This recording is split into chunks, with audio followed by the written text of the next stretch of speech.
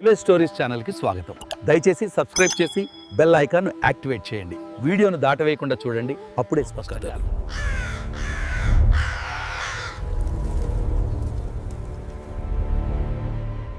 అకస్మాత్తుగా ఆ కాలేజీలో ఏమైంది? ఆ కాలేజీని ఎందుకు మూసివేశారు? ఒక పట్టణంలో ఒక కాలేజీ ఉండేది. ఆ కాలేజీ ఎంతో గొప్ప పేరు సంపాదించుకుంది. ఎందుకంటే ఆ కాలేజీలో ఎంతో అనుభవం ఉన్న ఉపాధ్యాయులు విద్యార్థులకు పాఠాలు బోధిస్తారు. విద్యారంగంలోనే కాదు, క్రీడా రంగాల్లోనూ ఆ కాలేజ్ మరియు ఆ కాలేజ్ విద్యార్థులు ప్రపంచానికి తమ సత్తా ఏంటో చూపిస్తారు. అటువంటి గొప్ప ఉపాధ్యాయులు మరియు చాలా తెలివితేటలు ఉన్న విద్యార్థులు ఉన్న కాలేజ్ ఎందుకు అకస్మాత్తుగా మూసివేయడం జరిగింది? అసలు ఆ కాలేజీలో ఏం జరిగింది? ఇది ఇలా ఉంటే, ఆ కాలేజీలో ఒక అమ్మాయి పరీక్షల్లో మార్కులు తక్కువ వచ్చాయని ఆత్మహత్య చేసుకుందని చుట్టుపక్కల ప్రజలు చెబుతుంటారు. అక్కడ నిజంగానే ఒక అమ్మాయి ఆత్మహత్య చేసుకుందా? మనం ఈ వీడియోలో తెలుసుకుందాం. చరణ్ అనే యూట్యూబర్ మరియు అతని స్నేహితులు కలిసి ఒక పట్టణానికి వెళ్తారు.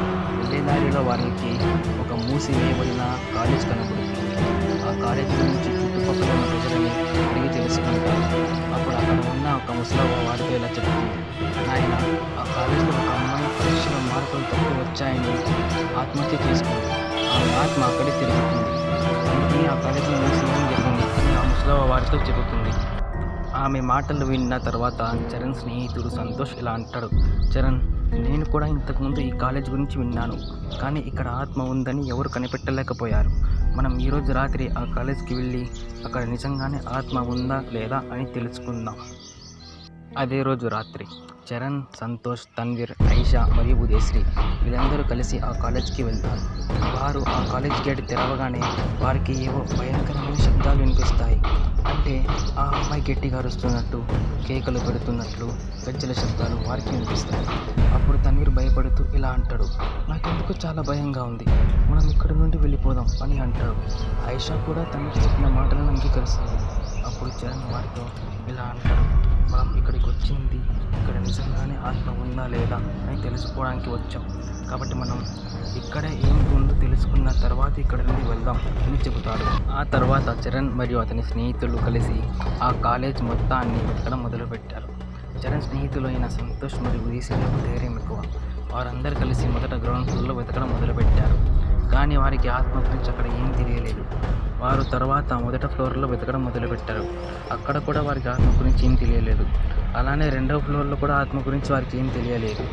అందుకని వారు ఈసారి మూడవ ఫ్లోర్ నుండి 3 గ్రూపులుగా విడిపోయి వెతకడం మొదలుపెట్టారు. సంతోష్, ఉదయశ్రీ 5వ ఫ్లోర్లో వెతకడం మొదలుపెట్టారు. తన్వీర్, ఐషా 4వ ఫ్లోర్లో వెతకడం మొదలుపెట్టారు. చరణ్ 3వ ఫ్లోర్లో వెతకడం మొదలుపెట్టారు. 4వ ఫ్లోర్లో వెతకడం ప్రారంభించాక తన్వీర్ మరియు ఐషాలకు ఒక గదిలో ఒక భయంకరమైన అమ్మాయి కనిపించింది. వారిద్దరూ భయపడుతూ గట్టిగా కేకలు వేస్తారు. వారి కేకలు విన్న వారి స్నేహితులు 4వ ఫ్లోర్కి పరిగెత్తుకుంటూ వెళ్తారు. ఆ గది మొత్తాన్ని వారు క్షుణ్ణంగా పరిశీలిస్తారు, కానీ ఆ గదిలో వారికి ఏం కనిపించదు. అప్పుడు చరణ్ వారితో ఇలా అంటాడు: మీరిద్దరూ ఎక్కువగా భయపడుతూ ఉన్నారు, అందుకే మీకు ఏం చూసినా దేవునిలాగా కనిపిస్తుంది, కాబట్టి మీరిద్దరూ ధైర్యంగా ఉండండి అని చెప్తారు. ఇంతలో ఎవరో మెట్లపై నుండి 5వ ఫ్లోర్కి వెళ్ళడం చరణ్ చూశారు. ఆలస్యం చేయకుండా వెంటనే 5వ ఫ్లోర్కి పరిగెత్తుకుంటూ వెళ్తారు. కానీ అక్కడ ఎవరు లేరు. చరణ్ మరియు అతని స్నేహితులు ఏం చేయాలో తోచలేదు. వారు ఆ ఆత్మని ఎలా కనిపెట్టాలి అని ఆలోచిస్తున్నారు. కానీ ఇంతలోనే వారికి 3వ ఫ్లోర్ బాత్రూమ్ నుండి కొన్ని భయంకరమైన శబ్దాలు వినపడ్డాయి. వారు వెంటనే పరిగెత్తుకుంటూ 3వ ఫ్లోర్లో ఉన్న బాత్రూమ్ దగ్గరికి చేరుకుంటారు. అక్కడ కూడా వారికి ఎవరు కనిపించలేదు. వారు ఆ ఆత్మని ఎలాగైనా కనిపెట్టాలని నిశ్చయించుకున్నారు. అందుకని వారు ఈసారి ఒక పన్నాగం పన్నారు. అదేమిటంటే ఆ 5గురు స్నేహితులు 5 వేర్వేరు ఫ్లోర్లో వెతుకుతారు. చరణ్ 5వ ఫ్లోర్లో, ఐషా 4వ ఫ్లోర్లో, తన్వీర్ 3వ ఫ్లోర్లో, ఉదయశ్రీ 2వ ఫ్లోర్లో మరియు సంతోష్ 1వ ఫ్లోర్లో వెతకడం మొదలుపెట్టారు. అలా వెతకడం ప్రారంభించాక కొన్ని నిమిషాలకే 5వ ఫ్లోర్ నుండి ఆ అమ్మాయి ఆత్మ అచ్చం చరణ్ గొంతుతో ఇలా అంటుంది: మిత్రులారా, త్వరగా ఇక్కడికి రండి, ఈ అమ్మాయి నన్ను చంపేలా ఉంది, నన్ను కాపాడండి అని కేకలు వేస్తుంది. ఆ కేకలు విన్న వారి స్నేహితులు వెంటనే పరిగెత్తుకుంటూ 5వ ఫ్లోర్కి వెళ్తారు. అప్పుడు చరణ్ వారితో ఇలా అంటాడు: మీరెందుకు ఇక్కడికి వచ్చారు? ఎవరు మిమ్మల్ని ఇక్కడికి రమ్మన్నారు అని నిలదీస్తాడు. ఆ మాటలు విన్న తన్వీర్ ఇలా అంటాడు: నువ్వే కదా ఆ అమ్మాయి నన్ను చంపేస్తుంది, నన్ను కాపాడని నేను గట్టిగా కేకలు వేశావు అని అంటాడు.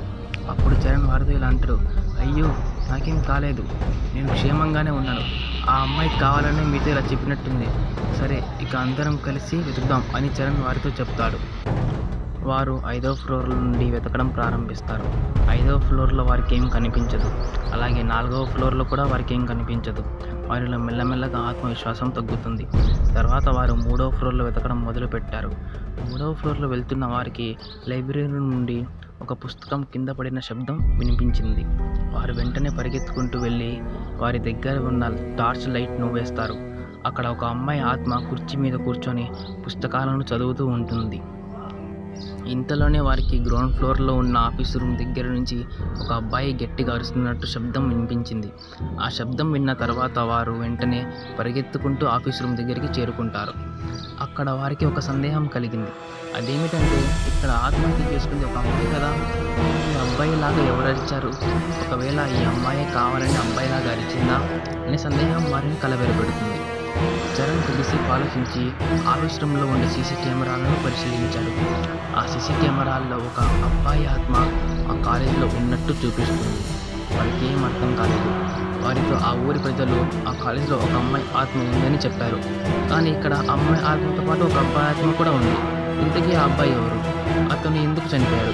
ఎలా చనిపోయాడు అనే సందేహం వారిని కలవరపెడుతుంది. ఇంతలోనే సంతోష్ అక్కడ టేబుల్ మీద ఉన్న ఒక ఉత్తరాన్ని చూశాడు. ఆ ఉత్తరంలో ఇలా రాసి ఉంది: నా పేరు వెంకటేష్. నేను ప్రియా అనే ఒక అమ్మాయిని ప్రేమించాను.